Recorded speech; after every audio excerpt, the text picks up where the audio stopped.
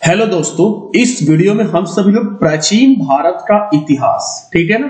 हम लोग प्राचीन भारत का इतिहास का पहला वीडियो ये होगा आपका, और वन बाय वन करके एक एक वीडियो आपके सामने आएंगे, ठीक है ना। तो हम शुरुआत करते हैं इस वीडियो में प्राचीन भारत के इतिहास को, ठीक है ना। तो सबसे पहली बात यह है कि आपके दिमाग में प्रश्न आएगा कि भाई इतिहास किसे कहते हैं, ठीक है ना। इतिहास होता क्या है? तो सीधा आंसर होता है भैया कि अतीत में जो घटित घटना होते हैं ना, उसका विवरण ही क्या कहलाता है? इतिहास, ठीक है ना।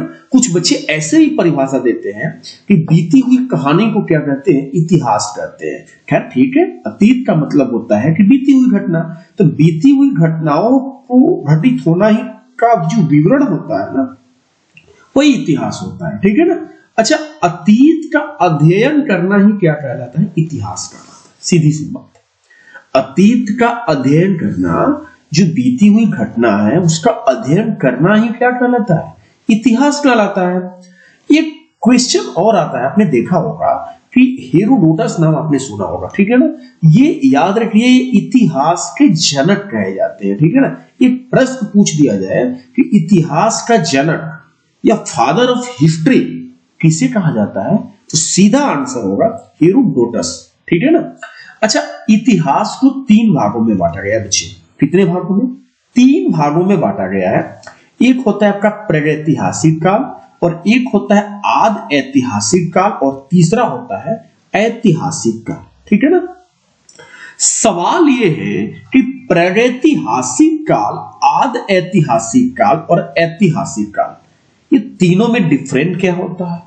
बड़ा आसान है डिफरेंट को समझना कि प्रागैतिहासिक काल, आद ऐतिहासिक काल, ऐतिहासिक काल, तीनों में डिफरेंट ये होता है बच्चे कि प्रागैतिहासिक काल में क्या होता है कि इस काल में मानव किसी लिपि और लेखन कला से परिचित नहीं था। कोई लिपि ही नहीं थी, कोई लिखने का साक्षी नहीं मिला है, तो ना लिख पाया था ना पढ़ पाया था। बात समझ में आ रहा है? प्रागैतिहासिक काल में कोई लिखे हुए प्रमाण ही नहीं मिले, तो जब लिखे हुए प्रमाण नहीं मिले तो आप उसे पढ़ कैसे पाइएगा, ठीक है। तो लिखे हुए साक्ष्य नहीं मिले, तो सीधी सी बात है कि प्रागैतिहासिक काल में ना तो लेखन कला से कोई लोग उस समय परिचित नहीं थे। जबकि आद ऐतिहासिक काल में प्रोटो हिस्ट्री पीरियड में देखेंगे आप, तो प्रोटो हिस्ट्री पीरियड में क्या होता है कि लिपि से परिचित तो थे पर पढ़ी नहीं जा सकती थी। अब बताइए, दोनों में आप अंतर देख लीजिए। आप प्रागैतिहासिक काल में और आद ऐतिहासिक काल में डिफरेंट क्या है कि लिपि से परिचित तो थे पर पढ़ी नहीं जा सकती थी। अब आपके स्क्रीन पर ये जो आपके सामने पेज ओपन है, आप इस लिपि को तो पढ़ पा रहे हैं, तो क्या आप इसे आद ऐतिहासिक काल में बोलेंगे? गलत होगा। तो आप आपके सामने, अब मैं आपके सामने कुछ लिखे हुए साक्ष्य लाता हूं, जैसे ये। अब आप इसे पढ़िए, क्या लिखा हुआ है, तो नहीं पढ़ पाएंगे आप। तो लिखे हुए साक्ष्य तो मिले लेकिन उसे पढ़ नहीं पाया, तो वो काल कौन सा कहलाया बच्चे? वो काल हो जाएगा आपका आद ऐतिहासिक काल। समझ में आ गया? लिखे हुए साक्ष्य तो मिले लेकिन पढ़ नहीं पाया गया, तो ये हो गया आद ऐतिहासिक काल, ठीक है। अब चलिए ऐतिहासिक काल को समझते हैं, ठीक है। तो ऐतिहासिक काल क्या होता है? तो कहते हैं मानव किसी न किसी लिपि से परिचित था और वो पढ़ी भी जा सकती थी। तो एक में तो लिखे हुए साक्ष्य ही नहीं मिले, तो पढ़ने की तो दूर की बात है, वो प्रागैतिहासिक काल हो जाएगा। और एक में आद ऐतिहासिक काल में लिखे हुए साक्ष्य तो मिले हैं लेकिन उसे कोई पढ़ नहीं पाया है। और ऐतिहासिक काल में क्या होता है कि लिखे हुए साक्ष्य भी मिले और उसे पढ़ भी जा सका है, ठीक है। तो चलिए, तो प्रागैतिहासिक काल और आद ऐतिहासिक काल और ऐतिहासिक काल, सारे बच्चों को समझ में आ गया होगा कि क्या होता है, ठीक है ना। तो प्रागैतिहासिक काल में आप दो चीजों के बारे में पढ़ेंगे, एक पाषाण काल और एक ताम्रकाल, ठीक है ना। पढ़ाएंगे आगे चल के आपको। और आद ऐतिहासिक काल में आप पढ़ेंगे हड़प्पा या सिंधु घाटी सभ्यता। नाम तो सुना होगा भाई, बड़ा फेमस है ये, हड़प्पा सभ्यता या सिंधु घाटी सभ्यता। तो इस सिंधु घाटी सभ्यता में लिखे हुए साक्ष्य तो मिले, लेकिन इसको कोई पढ़ नहीं पाया। समझ में आ रहा होगा।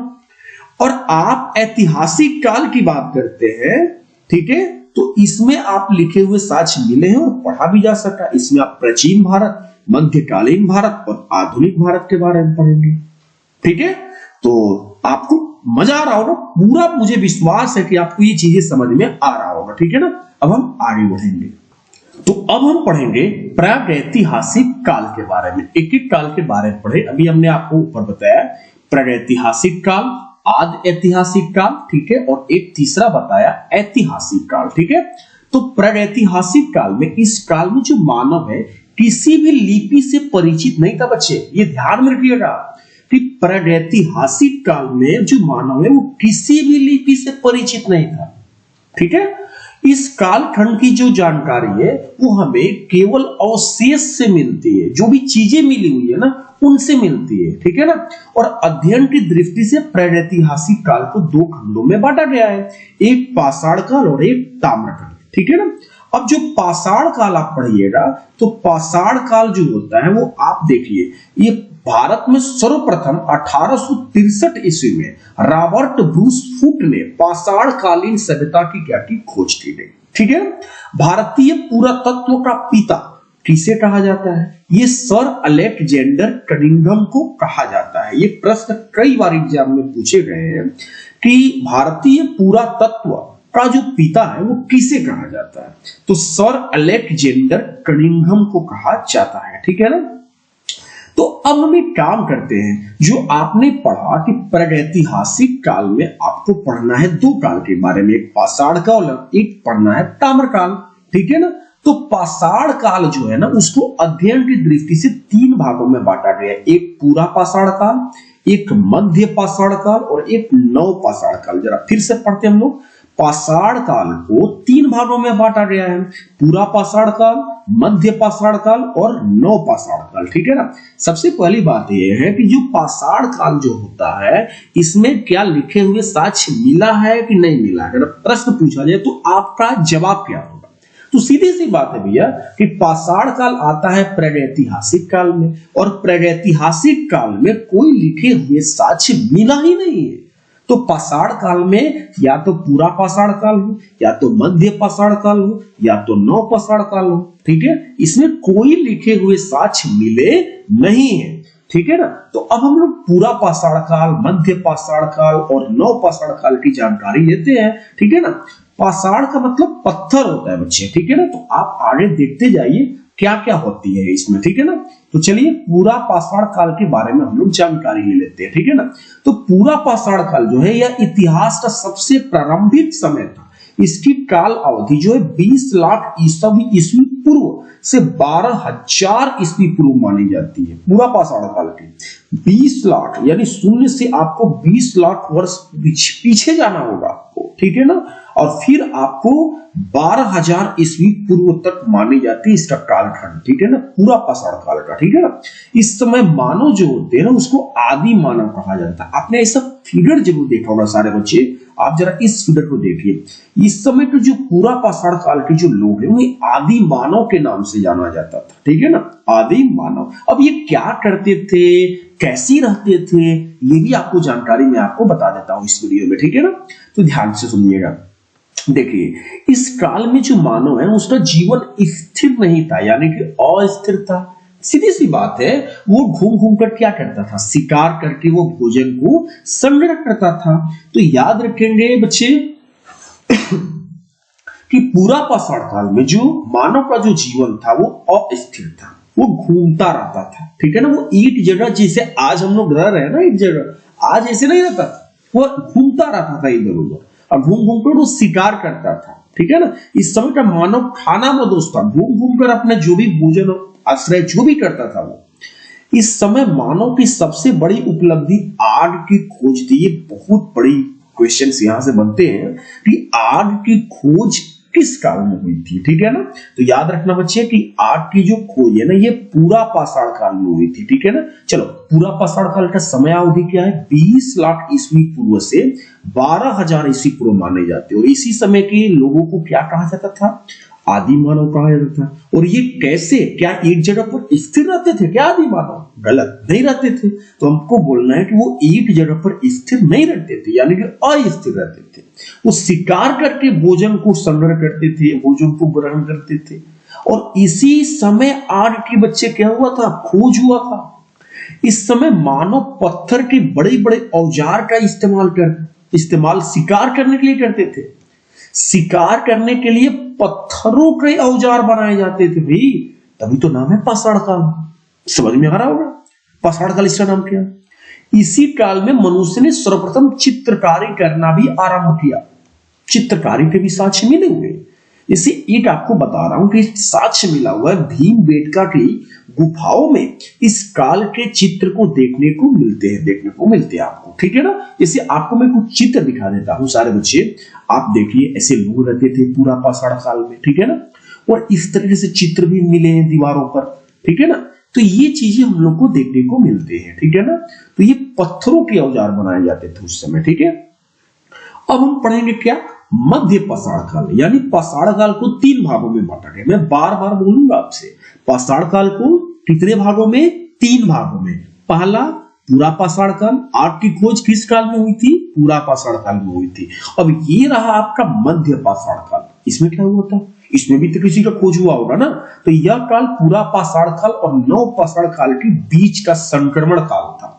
यानी आप जो बोलते हैं कि एक पूरा पाषाण काल हो गया, एक हो गया मध्य पाषाण काल हो गया, एक हो गया आपका नव पाषाण काल हो गया, तो भाई दोनों के बीच में ही तो है ये काल, ठीक है ना। ये 12,000 ईस्वी पूर्व से लेकर 10,000 ईस्वी पूर्व मानी जाती है, ठीक है ना। अच्छा ठीक है, डेट याद मैंने नहीं रखना है, लेकिन फिर भी आपको हिस्ट्री को समझना है ना, तो डेट को थोड़ा सा ध्यान देना ही पड़ता है बच्चे, ठीक है ना।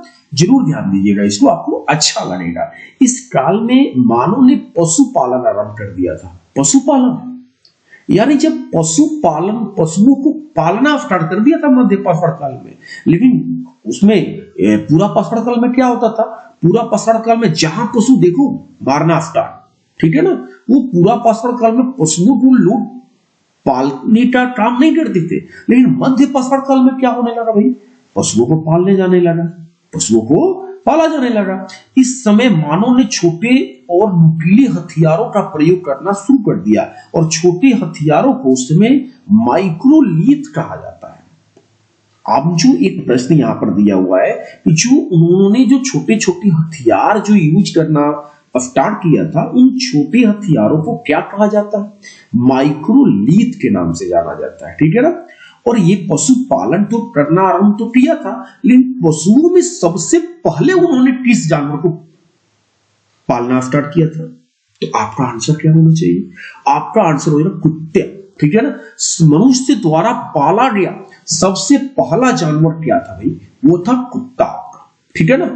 कुत्ता की सबसे पहले पालतू बनाया जाने लगा। तो एक यहां से वेरी वेरी इंपोर्टेंट क्वेश्चन मिलता है कि पशुपालन का आरंभ किस काल में हुआ था, तो वो हुआ था पाषाण काल में, ठीक है ना, पाषाण काल में। अब पाषाण काल को कितने भागों में बांटा गया है, 3 भागों में बांटा गया, 1, 2 और 3। चलो नाम बताओ तीनों का।